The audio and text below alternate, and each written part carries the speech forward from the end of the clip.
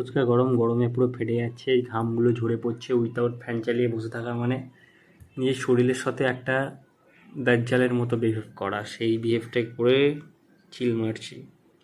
আমি দেখতে চাইছি যে কতটা ঘাম বেড়াতে পারে শরীর থেকে। মনে হচ্ছে যেন স্নান করে বসে আছি, তবে এটা ঘাম।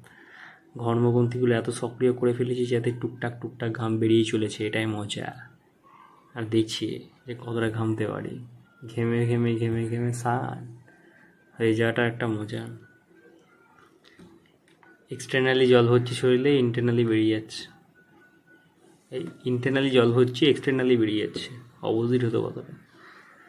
তবে এত ঘাম, ঘেমে পুরো স্নান হয়ে জল টপ টপ করে পড়ছে, এখানে জল হয়ে গেছে, ভিজে গেছে, এত ঘাম।